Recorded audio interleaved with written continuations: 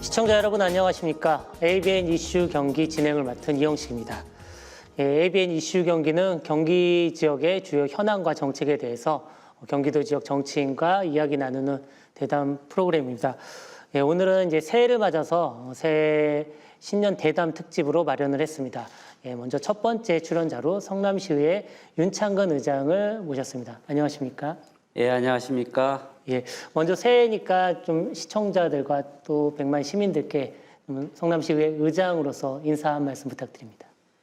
예, 존경하고 사랑하는 성남 시민 여러분, 그리고 시민과 함께하는 ABN 시청자 여러분 반갑습니다. 성남시의회 의장 윤창근입니다. 먼저 지난 한 해 동안 우리 성남시 의회를 이렇게 격려해 주시고 아낌없이 지원해 주신 점에 대해서 진심으로 감사하다는 말씀을 드립니다. 성남시 의회는 새해에도 아낌없이 변함없이 시민 여러분과 함께 하겠습니다. 지금은 코로나 위기 시대입니다. 너무나 어려운 시대이죠. 이 어려운 코로나 위기를 함께 극복하는 것, 모두가 재심합력의 마음으로 함께 마음을 모아 이 위기를 극복하는 것, 그리고 가까운 이웃에게 눈을 돌려서 우리 모두가 상생하고 연대하고 협력해서 이 위기를 극복하는 것이 2021년 신축년 한 해 우리 모두가 해야 될 일인 것 같습니다.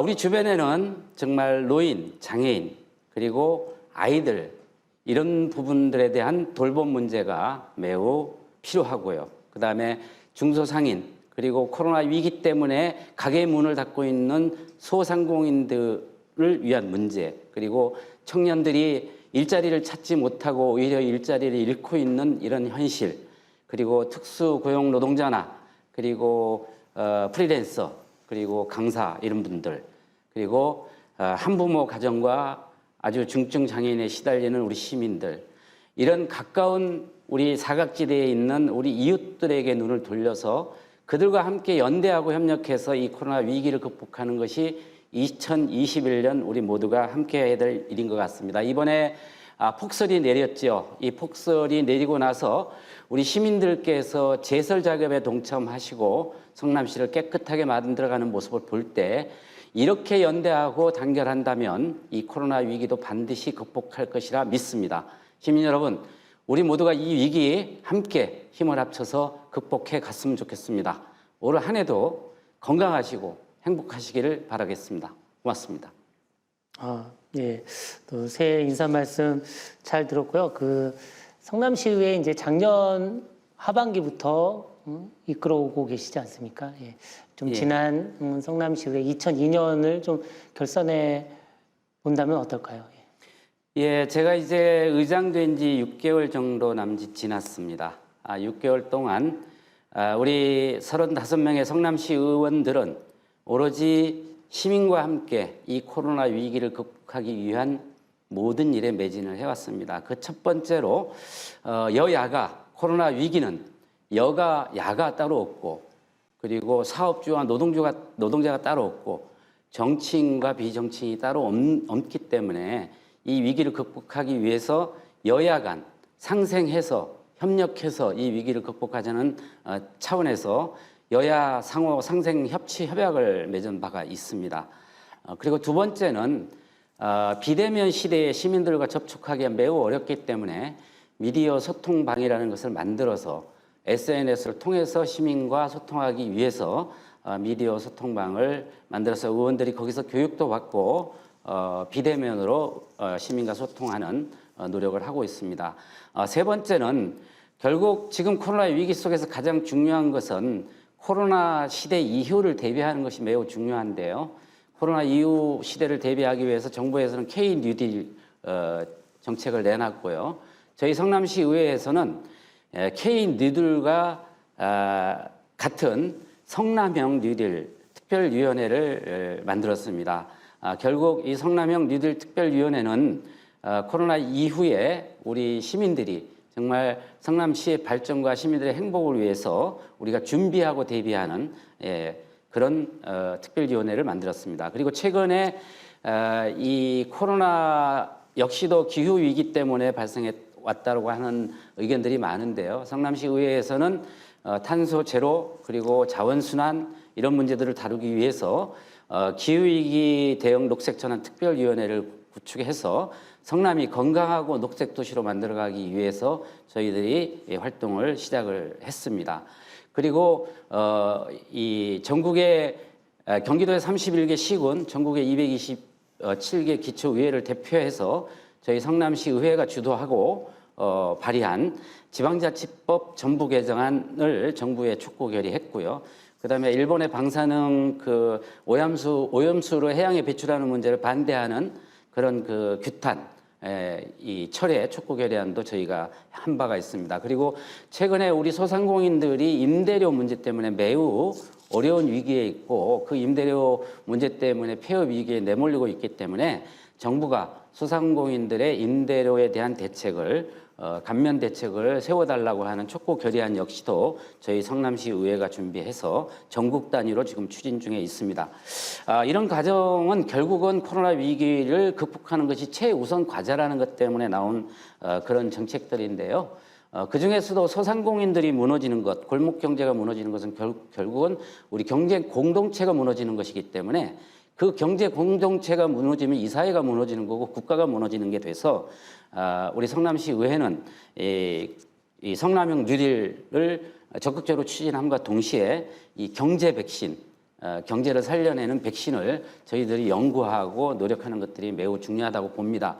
그래서 최근에 이 골목 경제를 살리기 위해서 저희부터 먼저 선결제를 하는 캠페인을 하고자 합니다. 선결제 캠페인은 코로나 때문에 여러 명 모이지 못하게 하는 이런 상황이어서 코로나가 풀리고 나서 그 소비를 하더라도 미리 가서 선결제를 함으로 해서 소상공인들이 소득이 조금 늘어날 수 있도록 그렇게 하는 건데요. 시민 여러분께서도 이 선결제 캠페인 함께 해주셨으면 좋겠습니다. 지금 결제하시고 코로나 풀리고 나면 그때 가서 사용하시면 될 것 같습니다. 그러면 소상공인에게도 많은 도움이 될 테고 우리 지역 경제를 살리는 데도 상당한 도움이 될 것이라고 그렇게 확신합니다. 예. 선결제 캠페인은 상당히 신선하다는 생각이 드는데요. 이게 그러면 전국적으로 지금 가능한 사업인 건가요? 저희가 이번에 31개 시군 의장협의회가 곧 열리게 되고 전국회의도 곧 열리게 되는데요. 성남시 의회에서 대표해서 이 선결제 캠페인을 전국적으로 하기 위해서 그 결의안을 채택하기 위해서 지금 경기도 회의와 전국회의에 이것을 제출해 둔 그런 상태입니다. 알겠습니다. 예. 그럼 이거는 코로나 이후 상황을 미리 예상을 하고 뭐 상품이라든지 지화를 구매하는 그런 캠페인이 되는 거죠. 네, 그렇습니다. 결제는 지금 하고 음식을 먹거나 물건을 구입하는 거는 코로나가 풀려서 사람들이 모일 수 있을 때 사용하자 그런 취지입니다. 이걸 온라인상으로 하는 건가요? 이 결제 시스템? 아닙니다. 직접 가게를 방문해서 선결제를 하고 뭐 그날 그 여러 명이 모일 수 없기 때문에 사용하지 않더라도 그 가게에는 소득이 잡히게 되겠죠. 사용은 좀 원활해졌을 때 가서 사용을 하면 되겠습니다. 그렇군요. 알겠습니다.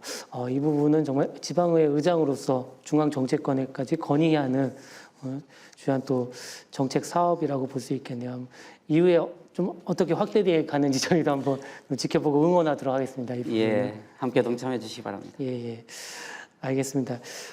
지금 이제 뭐 말씀하신 여러 가지 이제 성과들 중에 좀 인상 깊은 게 코로나 관련해서 성남형 뉴딜 제안 특별위원회를 구성하셨다고 하죠. 네. 지금 특별위원회 위원장은 그러면 누가 되나요? 선창선 의원이 특별위원회 위원장을 맡았고요. 야당에서는 정봉규 의원이 부위원장을 맡았습니다. 이 성남형 뉴딜 특위는 여야 35명 모두가 동참해서 만든 특별위원회가 되겠습니다. 그러면 시의원 35인 전원이 구성되어 있는 특위라고? 시의원 35명이 전부 서명을 했고요. 여당의 선창선 의원이 위원장, 그리고 야당의 정봉규 의원이 부위원장을 맡아서 예. 여야가 함께 성남형 뉴딜을 위해서 함께 노력한다 이렇게 시작을 했습니다. 네, 알겠습니다.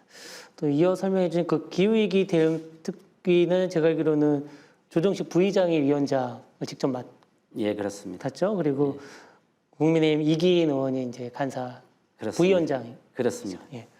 예, 그 역시도 기후위기 대응 특별위원회도 여야 35명이 모두가 함께 동참해서 특위를 시작했고요. 예. 역시 여야가 위원장, 부위원장을 맡아서 함께 공동으로 노력하고 있습니다. 이 두 개의 특위들의 이제 좀 활동 성과라고 할까요? 이런 것들은 좀 언제쯤 이렇게 나타날 것으로 예상이 되나요? 성남형 뉴딜 특위는 올 8월까지 예정되어 있는데요. 예. 전국 최초로 이런 특위를 만들어서 활동을 하고 있기 때문에 사실 상당히 어려운 활동 중에 하나입니다. 우리가 앞날을 예측하지 못하는 상황 속에서 코로나 이후를 대비하고 코로나 때문에 피해를 입고 있는 시민들에 대한 대책이나 연구 활동 그런 정책들을 만들어내야 되는 것이기 때문에 쉽게 성과를 내기는 그렇게 쉽지는 않습니다. 다만 저희가 이 성남형 뉴딜을 달성하기 위해서 성남의 전 그 산하기관 부서들로부터 이 코로나 이후를 대비하기 위한 각종 이 고민들을 제출하게 하고 그런 고민들이 실질적으로 시민에게 도움이 될 수 있도록 만들어가는 어떤 그런 과정 자체가 바로 이 특위의 의미가 있겠고요. 8월 달까지이긴 합니다만은 좀 다소 부족하다면 기간을 연장해서라도 정말 성남형 뉴딜이 이 코로나 이후에 성남의 미래 먹거리나 성남 시민의 미래 행복을 위해서 준비하는 각종 정책들을 만들어내 볼 생각입니다. 알겠습니다. 제가 이 질문을 드린 이유가 이제 성남의 뉴딜 특위도 그렇고 기후위기 대응도 그렇고 이게 상당히 좀 거시적인 의제잖아요, 사실은. 그렇다 보니까 좀 다소 이제 선언적이거나 좀 추상적인 좀 느낌이 많이 드는데, 당면에서 이제 현안 해결을 위한 특위 구성에 대한 요구들이 요즘 시위에서 야당인 국민의힘에서 많이 좀 요구들이 빗발치고 있던데, 이 서현도서관을 비롯한 그런 성남시의 그런 채용 좀 아직 뭐 이게 수사 중이긴 하지만 채용 비리로 의심되는 부분들에 대해서 지금 야당에서 아무튼 인사 채용에 대한 특위 구성을 지금 요구를 하고 있습니다. 이 부분은 사실 뭐 일반 시민들 입장에서도 그렇고 이거는 어찌 보면 되게 좀 당면한 현안이잖아요. 이런 당면한 현안 문제 해결을 위한 특위 구성에도 시의회가 적극적으로 이제 나설 것인가 여기에 좀 관심들이 모아지고 있는데 이 부분에 대해서는 좀 어떻습니까 지금? 우선 이 성남형 뉴딜 특위나 기호 특위가 이 거시적이고 먼 미래의 이야기 같지만 사실 그렇지는 않습니다. 이 특위 활동을 통해서 구체적인 정책들이 상당히 많이 만들어질 수 있는 것입니다. 예를 들어서 성남형 뉴딜 특위 같은 경우는 우선 뭐 소상공인이나 이런 이 코로나 때문에 위협을 받고 있는 시민들에 대한 대책, 뭐 3차 재난기금을 그런 부분에 어떻게 지원할지 이런 구체적인 대안을 지금이라도 만들어내는 것들이고요. 기후위기 특위 역시도 탄소 제로를 위해서 공공건축물에 뭐 신재생 에너지를 사용하게 한다든지 나무를 많이 심어서 그린 도시로 만들어 간다든지 뭐 이런 구체적인 것들이 바로바로 나올 수 있는 거라고 생각을 하고요. 지금 말씀하신 그 인사 문제에 대한 야당의 특위 요구, 이 문제는 뭐 공식적으로는 의회에 제출되지는 않았습니다. 야당에서 그런 고민을 하고 있는지 이런 부분에 대해서 사실 뭐 제가 구체적으로는 알지 못합니다. 그러나 이번에 성남시가 인사 문제 때문에 여론에 들끓고 한 점에 대해서는 인사 문제는 가장 중요한 게 공정함 아니겠습니까? 그렇죠. 공정한 인사가 되어야 되는 것인데 시장이 취임을 할 때 정무직 공직자들은 사실은 함께 일을 하게 됩니다. 왜냐하면 시장이 100만 시를 대표해서 시장으로 나올 때는 함께 연구하고 정책을 함께 만들고 같이 일을 하기 위한 공동의 그룹이 있습니다. 그렇죠. 그 그룹이 정무직으로 같이 들어와서 일을 하는 거는 어디나 그렇게 해오는 그렇죠. 부분이고 흔히 코드 인사라고 하는데 그건 네네. 불가피한 측면이 예, 있죠. 불가피한 측면이 있습니다. 다만 서현도서관처럼 인사 문제가 지금 그 공정하지 못했다라고 하는 부분, 이제 이런 부분은 절대 있어서는 안 되는 문제이고 그런 부분이 공정하지 못하면 우리 젊은 사람들에게 어떤 그 사회적 그 이 불만을 갖게 하는 아주 바람직하지 못한 것이기 때문에 반드시 공정해야 된다고 생각을 합니다. 이제 그 부분에 대해서는 지금 이제 수사기관에 고발이 되어 있고 수사를 하고 있기 때문에 제가 뭐 이 자리에서 어떤 단언해서 말씀을 드리기에는 좀 다소 어려운 점이 있습니다. 그 결과에 따라서 그 인사가 공정하지 못했다면 그 인사를 한 행정에서는 책임을 져야 될 것이고 우리 의회에서는 그런 인사가 다시는 일어나지 않도록 정말 견제하고 비판하는 역할을 분명히 해야 될 것이다 그렇게 생각을 합니다. 알겠습니다.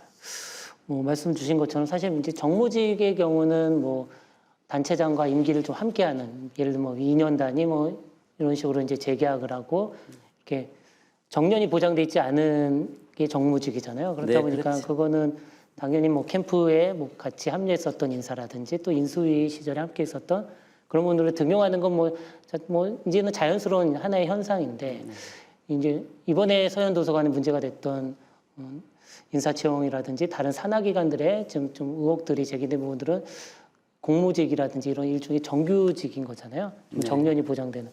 어차피 이거는 단체장이 떠나더라도 영원히 어떻게 보면 남을 수 있는 자리들이기 때문에 여기에 대해서는 좀 더 뭔가 뭐 지금 수사기관에서 앞으로 어떤 공정한 수사 결과와 또 시의회나 시 차원에서도 후속 조치가 이루어지길 저희도 기대하도록 하겠습니다. 저희 입장에서도 이게 이제 고발됐고 수사 중이기 때문에 정말 투명하고 깨끗하게 조사를 빨리 해서 그 결과에 따라서 정말 처벌받을 사람 처벌받고 또 의회는 그런 일이 만약에 뭐 드러나면 또는 의회는 의회로서 집행부를 철저하게 감시하는 역할 이렇게 해야 된다고 봅니다. 미래를 위해서도 그렇게 해야 되지 않나 싶습니다. 그럼 다시 질문으로 돌아간다면 혹시 만약에 야당에서 공식적으로 뭐 인사채용 특위 구성을 제안한다면은 뭐 그 부분에 대해서 충분히 의장으로서도 뭐 여야 간의 협의 테이블이라든지 이런 것들을 뭐 주관할 그런 의지가 있으신 건가요? 의장으로서는 당연히 여야 협의체를 만들어서 그 특위에 대한 논의를 해야 되겠죠. 다만 이제 통상적으로 수사적인 거에 대해서 의회가 먼저 앞서가 버리면 수사에 영향을 줄 수도 있고 이런 문제가 있기 때문에 매우 조심스러운 건 사실입니다. 알겠습니다. 예. 이제 좀 화제를 전환해 보도록 하겠습니다. 의장 되시고 이제 두 번째로 저희가 스튜디오로 모셨는데 예. 지난번에 이제 처음 이제 출연하셨을 때는 이제 그 31개 시군 또 그런 의장 협의회장으로서 시군의회 협의회장으로서 출연하셔서 지방자치법 개정에 대해서 상당한 이제 정치 철학과 의견들을 설파를 하셨었습니다. 그리고 그 덕분인지 아무튼 이번에 연말에 결국 국회에서도 지방자치법이 개정이 됐거든요. 물론 아쉬움도 있으신 걸로 알고 있습니다. 맞습니다. 원하신 요구하신 것들이 다 수용되지는 않았지만 그래도 진일보한 그런 지방자치법을 이제 시행을 눈앞에 두고 있는데 좀 이번에 연말에 개정된 부분들 지켜보시면서 어땠는지 소회 좀 말씀해 주시죠. 제가 31개 경기도시군 의장협의회 회장을 맡고 제일 먼저 했던 일이 지방자치법 개정을 하는데 기초의회의 의견을 반영해서 지방자치법을 개정해달라고 요구하는 일이었습니다. 31개 시군이 모두가 결의를 했고요. 전국의 227개 기초의회 모두가 이 부분을 결의를 해서 중앙정부에 제출한 바가 있습니다. 당초에 지방자치법 개정안에는 기초의회를 반영하는 부분들이 많이 빠져 있었죠. 광역의회 위주였다고 네, 그때 말씀하셨었죠. 뭐 저희들의 그런 노력 때문인지는 모르겠으나 국회에서 기초의회의 의견을 반영해서 지방자치법이 통과되었습니다. 매우 다행스럽고 저희들의 노력의 결실이 맺어진 게 아닌가 해서 상당히 보람을 느낍니다. 다만 이 지방자치법 개정안에 실질적으로 지방자치의 핵심이 되는 부분이 이번에 빠진 것이 좀 다소 아쉽습니다. 어떤 그 부분이 내용은 이 주민자치회 부분이 개정안에서 빠졌는데요.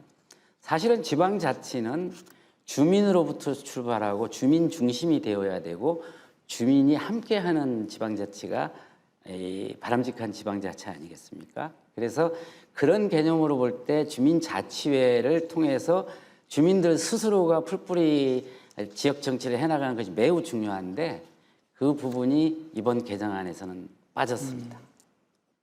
사실 이번 개정안에 그래도 그동안 요구했던 관철된 과제들도 많이 있잖아요. 그것도 또 시청자를 위해서 한 번 더 설명을 해주시죠.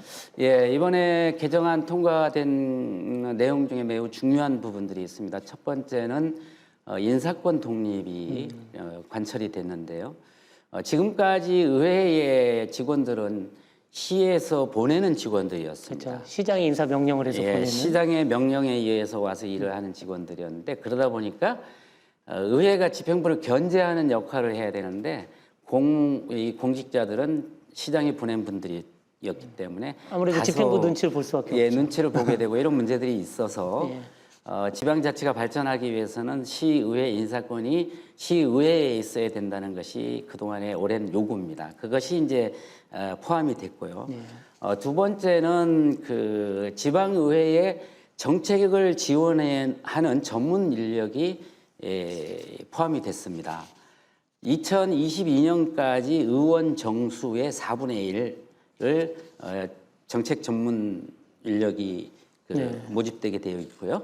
2023년까지 의원 정수의 절반을 절반이요? 정책 지원 전문 인력을 도입하게 되는데요. 우리 시민들께서 이런 생각을 할 수 있습니다. 뭐 시의원들에게 왜 정책을 지원하는 전문 인력을 또 뽑아줘? 예산 낭비 아니야? 이렇게 이야기할 수 있습니다. 그러나 정말 우리 시민들에게 가장 가까운 정치인이 누구고 우리 시민들을 가장 대변하는 정치인이 누구냐라는 것을 한번 주변에서 살펴보면 시의원들의 역할이 매우 중요하다는 것을 스스로 우리 시민들 알고 계실 겁니다. 그런데 이 시의원들은 모든 활동을 혼자 오로지 지금까지 다 해왔습니다. 보좌해주는 인력, 정책을 함께 연구하고 만들어주는 인력, 예산이나 이런 문제에 대해서 집행부를 견제해야 되는데 그런 것들을 분석하는 노력, 또 이 시의 법인, 자치법인, 우리 조례 이런 것들을 만드는 것조차도 의원이 혼자 다 모두 했어야 됩니다. 그리고 언론을 상대로 한 보도자료 내는 것조차도 의원이 혼자 다 했어야 되고요. 동네 가서 민원을 살피는 것도 의원이 다 했습니다. 정말 의원 혼자 다 하기에는 사실은 매우 어려운 점이 있습니다. 그래서 이 정책을 지원하는 전문 인력, 단순히 보좌하는 따라다니는 보좌 인력이 아니라 정책을 같이 고민하고 만들고 예산 같은 걸 분석하는 그런 전문 인력이기 때문에 저희에게는 매우 필요한 인력입니다. 이제 다만 2020년에 전체 의원 정수의 4분의 1이고 23년에 2분의 1이기 때문에 조금씩 순차적으로 도입을 하면서 이제 그 과정에서 많이 보완해 나갈 것 같고요. 그다음에 지방의회가 이제 자치 입법권을 지금 강화가 되는 것이 통과가 됐는데요. 지금까지 지방의회에서 이 시와 관련되는 조례를 만들 때 중앙정부의 각종 법령이나 이런 거에 따라서 굉장히 많은 제약을 받아왔습니다. 그런데 이제 정부의 법이 아니라 법 밑에 있는 뭐 령이나 규칙이나 이런 거에 의해서 지방의원들이 만드는 법을 규제하지 못하도록 그렇게 해서 지방의원들이 조례를 이 지역과 관련되는 법을 만드는 것들을 훨씬 더 잘할 수 있도록 좀 열어둔 것 이것이 큰 성과라고 볼 수가 있고요. 다 그렇지는 않습니다만은 성남시와 관련해서는 특례시가 매우 중요하지 않습니까? 네. 이 특례시를 성남시도 요구해 왔는데 아쉽게도 이 법 개정에는 이 100만이라는 기준으로 성남은 포함되지 않게 법 개정이 되었습니다. 매우 아쉬운데요. 그럼에도 불구하고 이 법의 단서에 여러 가지 행정 역이나 여러 가지 주변 지역 지역 분권을 위해서 필요한 곳이면 행안부에서 특례를 줄 수 있도록 하는 특례 규정을 단서로 달아놨기 때문에 성남시는 그런 특례 규정에 의해서 특례시와 같은 도시가 될 수 있도록 그것은 가능할 것 같습니다. 그래서 지금 저희에게 남은 과제는 특례시가 되지 않는다 하더라도 그런 특례를 적용받을 수 있는 도시가 될 수 있도록 노력하는 과제가 남은 것 같습니다. 알겠습니다. 지금 설명해 주신 대로 상당히 많은 변화들이 지방자치법 개정에 따라서 이제 저희 앞에 다가오게 됐는데, 특히 그러면 보좌관, 입법 보좌관이 이제 지방의회도 이제 생기는 거잖아요. 예, 개정된 법안에 따르면. 그러면 이제 시군의회도 적용이 되는 게 맞죠? 예. 그럼 당장 성남시의회는 언제부터 시의원들의 보좌관이 생기는 건가요? 올 1년 동안 이제 정부에서 여기와 이 내용과 관련되는 여러 가지 그 시행령, 시행 규칙 이런 것들을 이제 만들어야 되고요. 그렇게 시행령과 시행 규칙이 만들어지면 거기 나와 있는 내용에 따라서 저희가 이제 4분의 1 규모로. 예, 4분의 1 규모로 2022년부터 저희가 할 수 있습니다. 저희도 이제 1년 동안 이 전문 인력을 투명하고 공정하고 그리고 전문성 있는 인력을 뽑기 위한 것들을 대책을 좀 세우고 준비를 해야 될 필요성은 있습니다. 그러면 지금 의회 남은 회기 안에는 사실상 생기기는 힘들겠네요. 다음 다음 한 6개월 남은 상태에서 아마 시행이 되지 않을까. 한 선거 6개월 앞두고 이렇게 될 수 있겠네요. 예. 그래도 뭐 그동안 말씀하신 것처럼 1인 다역을 하던 이제 지방의회 의원으로서는 상당히 반가운 소식이 아닐 수 없겠습니다. 예, 굉장히 반갑고 또 그에 따른 책임도 우리 지방 의원들에게 많이 늘었다고 봐야 되죠. 예. 그리고 이 특례시의 경우는 뭐 말씀처럼 뭐 저희도 이제 뉴스 보도를 통해서 어쩌면 100만 도시, 뭐 창원시라든지 저희 가까이 있는 도시로 이제 수원시, 용인시, 고양시까지죠. 예. 그렇습니다. 사실 좀 아쉽기는 해요. 경기도에서 3곳이나 됐는데 적용을 받게 됐는데 경기도에서 사실 둘째가라는 서러운 성남시가 여기에 이제 해당이 안 돼. 물론 이제 이후 이제 시행령을 통해서 이게 어느 정도 정할 수 있는 여지가 남아 있는 거잖아요. 그렇죠? 지금 이제 법상으로는 행정 수요에 맞춰서 행안부 장관이 지정을 하면 특례시와 같은 적용을 받을 수 있도록 한다라고 되어 있기 때문에 성남시는 거기에 해당되지 않을까 싶습니다. 알겠습니다. 그러면 아무튼 뭐 법정 용어로 뭐 특례시로 뭐 되는 기대는 조금 뒤로 밀어놔야 되는. 그럼 이번에 특례시 적용받게 된 그 시들은 뭐 세종특별자치도라든 세종특별자치시처럼 이렇게 아예 행정용어로 붙는 겁니까? 네, 행정용어로 특례시가 되는 거고요. 저희는 이제 그냥 성남시이긴 하나 그와 같은 그 특례 규정을 받아서 거의 같은 역할을 하지 않을까 싶습니다. 알겠습니다. 그러기 위해서 더 또 이렇게 노력을 해주시고 또 경기도 시군 지방의회 협의회장이시기 때문에 성남시가 거의 뭐 특례시에 버금가는 그런 권한들을 행사할 수 있도록 앞으로도 중앙정치권에 많은 그런데 역할을 이제 해주시기 바랍니다. 우리 저희 시민들께 이거 도대체 특례시가 뭔데 그 특례시를 하려고 하는가라는 우리 시민들이 계실 겁니다.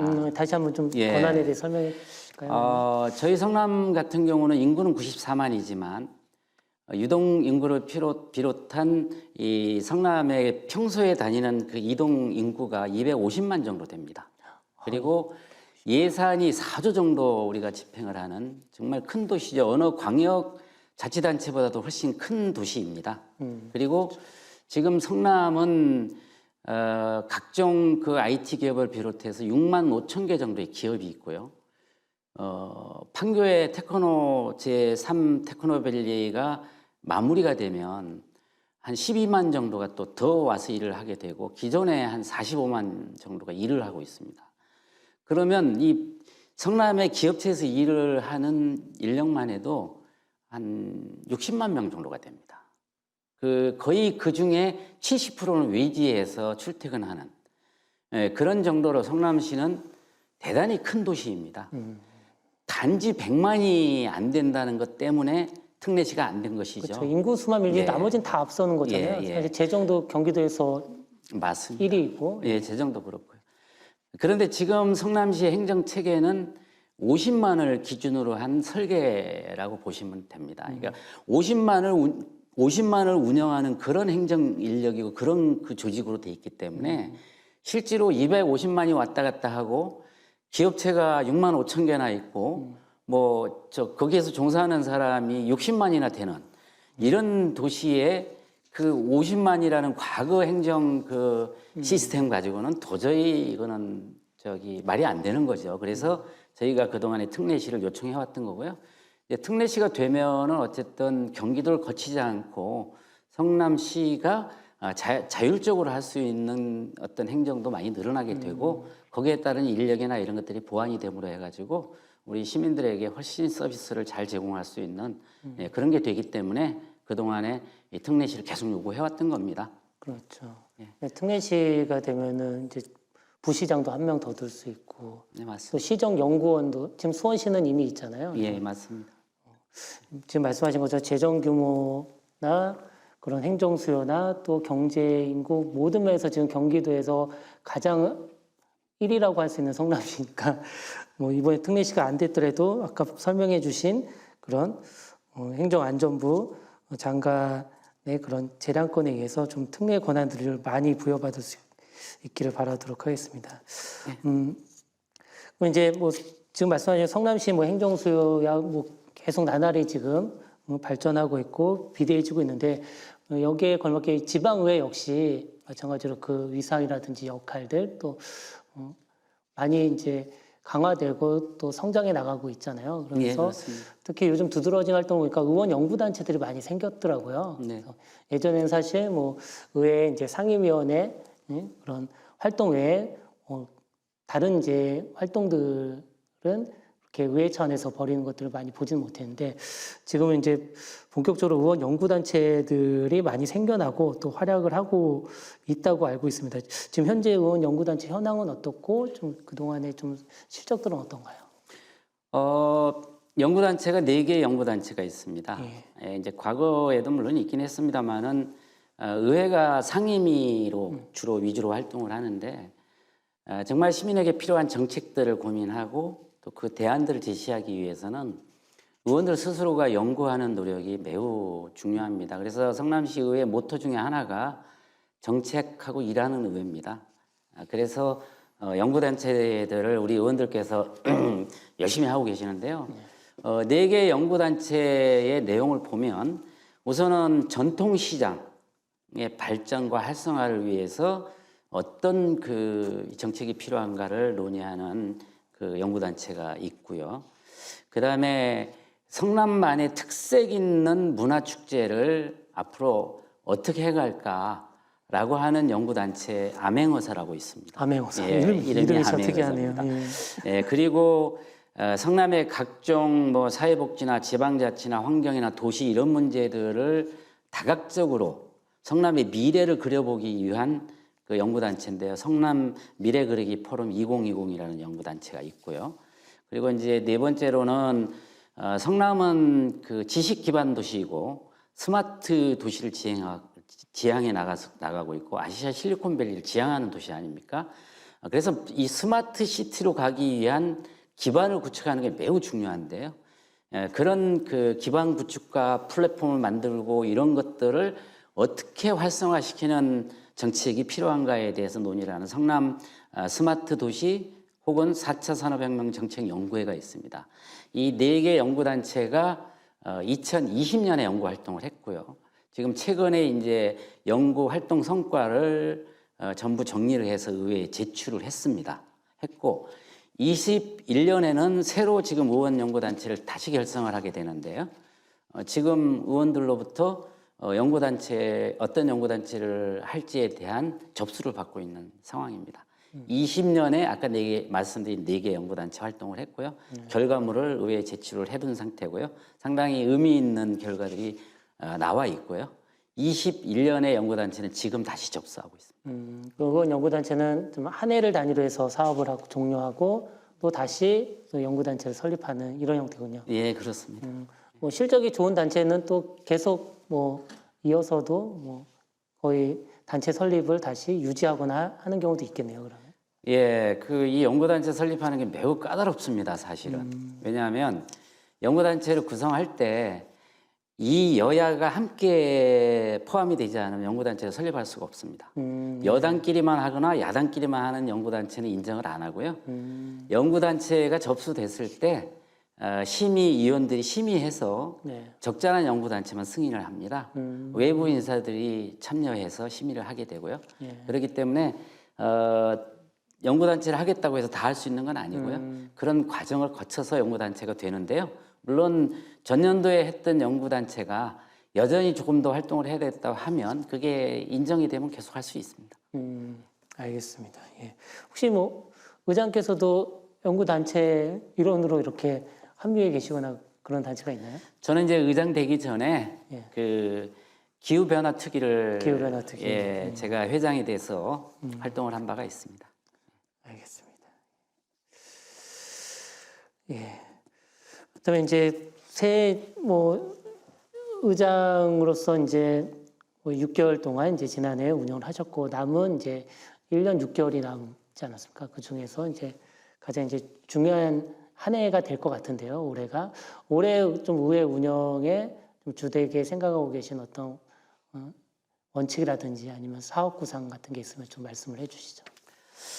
예, 제가 이제 의장이 되고 나서 의장 방침이 이청득심입니다. 네.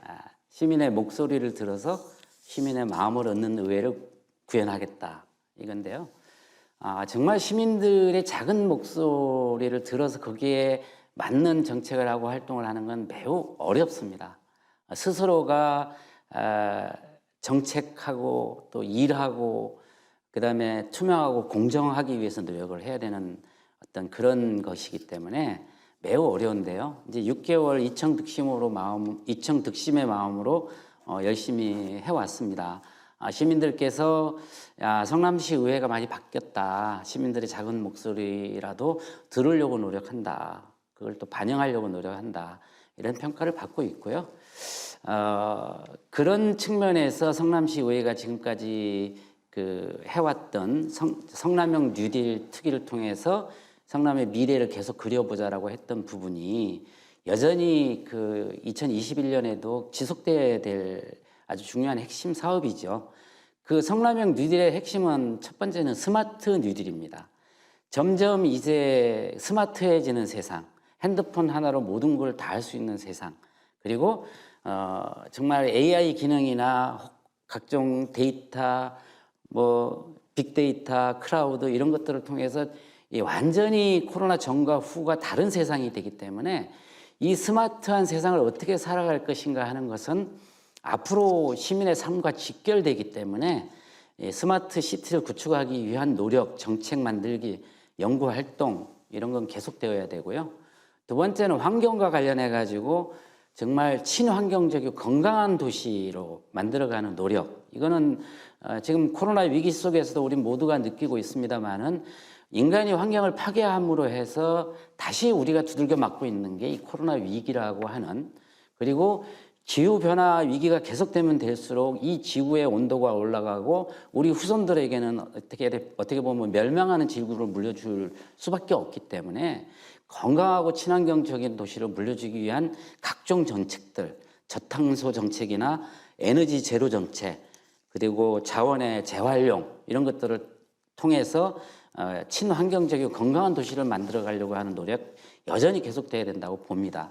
그리고 가장 중요한 거는 시민들의 복지 문제를 어떻게 우리 의회에서 잘 정책으로 만들고 여전히 해야 되는가 하는 문제일 겁니다. 성남시는 그동안의 무상급식, 무상교복 또는 아동수당, 청년수당 이런 걸 통해서 아마 그 외지에 다른 도시에 사는 분들은 성남 참 부러워, 성남에서 살고 싶어 이렇게 하는 얘기를 많이 듣는데요. 그마침 이제 복지 분야에 있어서 선도해온 도시이기도 합니다. 그래서 정말 코로나 위기 속에서 더더욱 이 사각지대에 있는 우리 시민들의 이 코로나 위기 극복을 위한 노력들에 응원을 보내고 거기에 따른 정책들을 우리가 해주는 노력이 필요한데요. 실제로 보면 소상공인들이 장사가 안 돼가지고 문을 닫는, 폐업하는 이런 거 어떻게 한번 막을 수 있을까? 그리고 소상공인들이 강제로 문을 닫게 했을 때 임대료를 감면하게 하는 것을 어떤 정책을 통해서 할 수 있을까? 국가에 어떤 것을 요구할 수 있을까? 이런 거 필요하고요. 지금 코로나 때문에 모두 학교도 못 가고 돌봄도 제대로 안 되고 이런 상황 속에서 아이들 돌봄 때문에 30대 여성들이 일자리를 포기하는 사례가 많다고 합니다. 그런 아이들 돌봄 문제에 대해서 우리 시가 어떻게 해야 될까? 특히 두 부모가 있으면 모르는데 한 부모인 경우에는 그 아이 때문에 직장을 포기하고 먹고 사는 것도 막막해지는 경우가 생기기 때문에 그런 돌봄 문제, 한부모에 대한 문제 이런 것도 어떻게 할 수 있을까? 발달장애인이나 중증 장애인들이 결국 코로나 때문에 집안에만 박혀 있어야 되고 부모가 붙어 있어야 되는 그런 중증 장애인들에 대해서도 상당히 코로나로 인해 심각합니다. 어떻게 지원할 것인가 이런 고민을 해야 되고요. 요즘 이 아이들이 학교를 못 가다 보니까 이 교육 격차가 아주 심해졌다고 합니다. 네, 오히려 심해졌다고 하더라고요. 잘하는 아이들은 더 잘하게 되고 못하는 아이들은 더 못하게 돼서 중간층이 없어졌다고 하지 않습니까? 이 교육 격차 해소를 위해서 우리 지방정부가 해야 될 역할은 뭔가 이런 등등의 문제들이 너무나 많습니다. 이게 코로나 전과 후가 전에도 물론 그런 문제가 없었던 건 아닙니다만은 코로나 이후에는 이런 문제들이 훨씬 더 심각해졌습니다. 이런 부분에 대해서 우리 사회가 함께 하는 것, 그리고 이웃이 함께 연대하고 협력해서 이 위기를 극복할 수 있는 것. 그래서 2021년은 성남시 의회의 모토는 재심 합력으로 잡았습니다. 재심 합력. 예, 모두가 마음을 합쳐서 힘을 모아서 이 위기를 극복한다. 이제 이런 뜻으로 성남시 의회는 재심 합력의 마음으로 이 코로나 위기를 시민들과 함께 극복해 가기 위한 노력을 할 생각입니다. 알겠습니다. 새해 의회가 지금 말씀하신 그런 좀 중심축 역할을 이렇게 해나가기 위해서는 또 의회와 함께 이제 양수레바퀴라고 할 수 있는 성남시 집행부에 대한 또 시민들의 기대도 높지 않습니까? 근데 이제 새해 연말부터 새해 벽두까지 좀 상당히 좀 어수선한 좀 부분들이 아까 설명했던 인사채용 비리 문제라든지 그 전에 물론 일단락은 됐지만 시장의 그 선거법 위반, 정치자금법 위반에 대한 그런 재판 과정이라든지 이런 것들에 상당히 좀 지친 좀 시민들이 많더라고요. 주변을 이렇게 다녀보면은. 그래서 좀 그 과정에서 좀 시에 이번에 폭설 사태 때 좀 드러났던 그런 것들이 이게 직접적이진 않아도 좀 연관적으로 좀 어떤 공직 기강의 해이라든지 좀 공직에 좀 어수선함들이 좀 드러나고 있는 거 아니냐 이렇게 좀 진단하는 좀 행정 전문가들도 있고요. 이 부분에 대해서 좀 의장께서는 어떻게 좀 진단하고 계시고 좀 우려가 있으시다면 어떤 부분이 우려스러우신지 말씀 좀 부탁드리겠습니다. 우선 은수미 시장이 재판 때문에 상당 기간 어려움이 있었죠. 그 역시 시민들에게 아마 많은 불편을 줬을 거라고 생각을 합니다. 그리고 지금 이제 인사 문제 때문에 또 고발되어 있는데 이 역시도 시민들에게 많은 이 불만의 목소리를 만들어냈을 거라고 봅니다. 그리고 지난 며칠 전에 폭설이 왔을 때 과거에는 안 그랬는데 왜 이렇게 제설이 안 됐지? 라는 그 시민의 불만의 목소리가 굉장히 심했었죠. 예, 왜냐면 한때는 성남시가 경기도에서 제설이 가장 빠른 지역으로 되게 유명했었거든요. 맞습니다. 워낙 이렇게 언덕도 많고 그래서 그런 것들이 좀 공무원들도 몸에 배어 있어서 그런지 좀 더 이제 다른 지역에 비해서 정말 기민하게 움직였던 기억이 나는데 저도 이번엔 좀 놀랐습니다. 시장께서 그런 몇 가지 문제 때문에 시민에게 불편을 준 건 사실이겠죠.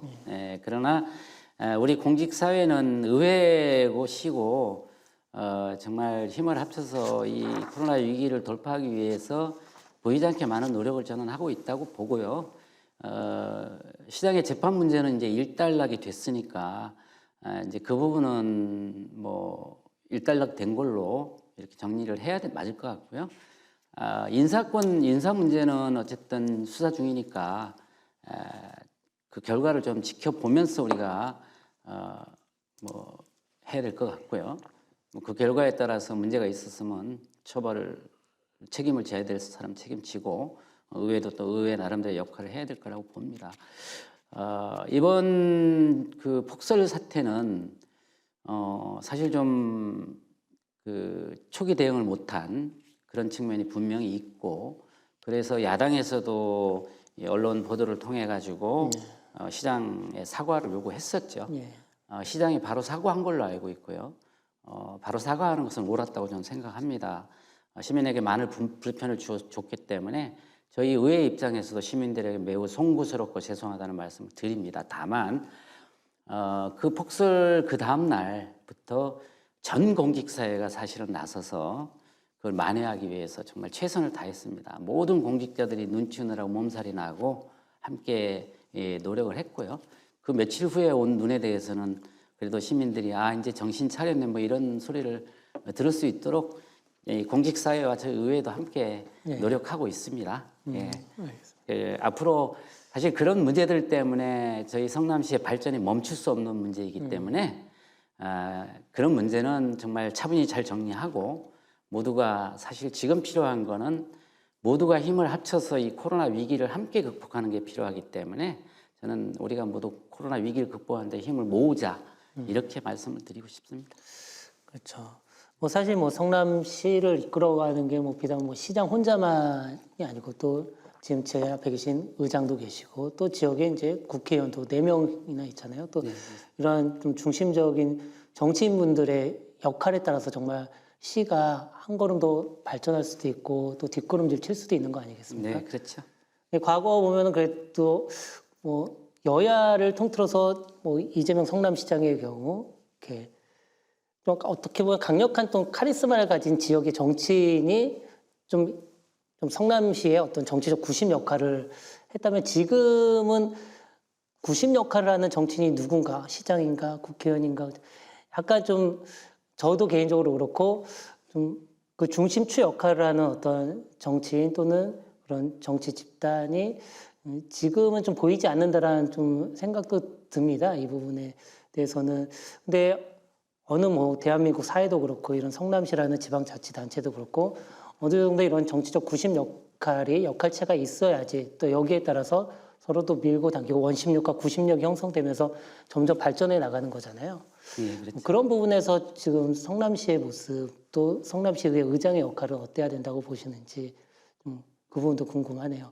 왜냐하면 뭐 아까 말씀하신 뭐 성남시장이 좀 재판이라는 좀 그런 악재라든지 한계들이 좀 노정되었던 부분들이 있고 사실 2년 정도요. 또 지역의 이제 다선 국회의원 같은 경우도 뭐 예를 들면 사선의 김태년 의원이라는 중추적인 인물이 계시지만 아무래도 중앙 정치 국정을 다루는 위치에 있다 보니까 성남시 정치에 대한 지역 정치에 대한 어떤 구심체 역할 어떤 이런 부분들에 대해서는 좀 아쉬워하는 의견들도 많이 있거든요. 어떻게 생각하시나요? 예, 이런 기초자치단체는 사실 그 시장 중심이지 않습니까? 전통적으로는 그래요. 전통적으로 강시장, 약의회 이렇게 우리 그 지방자치가 구성이 돼 있지 않습니까? 그렇죠. 예산을 편성하거나 각종 정책을 입안하거나 이런 것들을 전부 행정인 시에서 하기 때문에 사실은 지역 정치와 관련해서는 그 중심이 시장에게 있는 게 맞습니다. 시장에 따라서 스타일이 다르고 또 정책을 지향하는 목표가 다르고 뭐 구체적으로 실현하는 어떤 그런 프로세스가 다르고 이래서 시장마다 좀 다를 수는 있습니다. 그러나 이제 자세히 살펴보면 은심시장 같은 경우 아시아 실리콘밸리 미래의 성남을 그려가는, 그래서 결국 성남 시민들의 먹거리를 계속 만들어가는 중심으로 차분히 저는 시정을 해오고 있다 이렇게 저는 생각을 합니다. 다만 이제 그렇게 아시아 실리콘밸리나 스마트 시티로 가려고 하는 그런 차분한 그림과는 달리 조금 문제점을 지적받는 부분도 있죠. 그런 문제점을 지적받는 부분에 대해서 견제하고 정책적 대안을 내는 게 의회의 역할입니다. 잘하는 건 잘한다고 해줘야 되는 것이고 못하는 거를 견제하고 비판하고 감시하는 게 저희 역할이거든요. 그래서 그런 역할을 저희는 최선을 다해서 할 생각입니다. 뭐 예를 들어서 이번에 3차 재능기금이 이제 이번에 나가게 됩니다. 약 한 250억 정도 성남시 예산을 이제 추경을 편성해서 나가게 되는데요. 그 추경을 편성할 때 사실은 편성 권한은 시에 있죠. 그렇죠. 예, 그걸 심의하는 걸 의회가 하는데요. 중간에 저에게 의견을 물으러 왔습니다. 추경을 이렇게 편성하려고 하는데 혹시 의견 있으면 말씀해달라. 그래서 저희 의회 의견을 반영을 좀 시킨 게 있습니다. 그래서 좀 사각지대 부분, 특히 이제 한부모 관련된 것이나 중증 장애인에 관한 지원 문제가 좀 빠져 있어서 그거를 사전에 얘기를 해서 이제 반영하게 했고 그 결과 이제 이번 의회 때 그 추경을 심사하게 됩니다.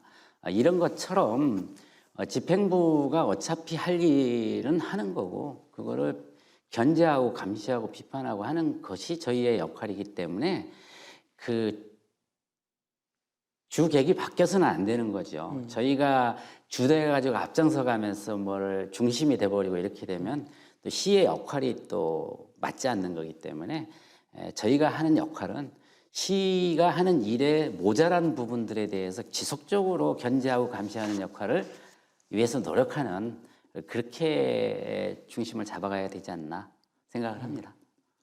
알겠습니다. 예. 아무쪼록 성남시가 이번에 뭐 아쉽게 특례시에 바로 되지는 않았지만 네. 또 그 못지않은 그런 역량을 갖춘 도시이기 때문에 좀 더 성장하고 더 경기도를 대표하는 또 대한민국을 대표하는 마땅한 도시가 될 수 있도록 또 성남시의 의장으로서 또 지역 정치의 어떤 중심 인물로서 역할을 해주시기를 바라겠습니다. 네. 마지막으로 뭐 꼭 의회 의장으로서가 아니라 개인 정치인 윤창근으로서 그런 뭐 정치적인 목표 또는 개인적인 목표가 있으면은 새해 다짐하신 목표가 있으시면 얘기해 주시죠. 저의 정치적인 목표는 이제 1년 반 남은 성남시의회 수장으로서 시민의 대표의 대표로서 그 열정을 가지고 의정 활동을 펼쳐나가는 것이 우선은 저의 목표이고요. 제가 살아온 인생 자체가 시민과 함께하는 삶을 살아왔기 때문에 제가 1년 6개월 의장을 마무리하는 시점이라 하더라도 시민과 함께하는 삶을 살아가겠다. 그 역할이 어떤 것이 되든 간에 여전히 제가 가지고 있는 내공, 능력, 준비된 것들 이런 것들을 시민과 함께 사용할 수 있도록 헌신하고 봉사하겠다. 그렇게 생각을 하겠습니다. 너무 좀 두리뭉실 말씀드린 것 같은데 두리뭉실하지 않아요. 같은 성씨인 그 윤모 총장의 발언과 아주 상당히 비슷하다는 느낌을 저는 받았어요. 어찌됐든 시민들을 위해서 봉사하는 삶을 사시겠다라는 네, 그런 그렇습니다. 말씀으로 이해를 하겠습니다. 예, 오늘 뭐 새해를 맞아서 사실은 특집으로 저희가 이제 성남시를 이끌어가는 정치인분들을 모시고 새해 신년 대담을 준비를 했고 오늘 그 첫 순서였습니다. 첫 순서를 좀 잘 이끌어 주셔서 저 개인적으로도 감사드리고요. 또 올해 이제 성남시의회 또 앞으로 또 지역 정치인으로서 그런 앞길도 저희가 같이 지켜보고 또 응원하도록 하겠습니다. 고맙습니다. 성남시의 발전을 더욱 앞당길 수 있는 그런 역량과 활동을 기대할 수 있도록 하겠습니다. 오늘 출연해 주셔서 감사합니다. 예, 고맙습니다. ABN 이슈 경기 신년 특집 대담 첫 번째 순서로 마련했습니다. 오늘 저희가 준비한 시간은 여기까지입니다. 저희는 다음 출연자와 함께 또 새해 특집 대담 이어가도록 하겠습니다. 시청해 주셔서 고맙습니다.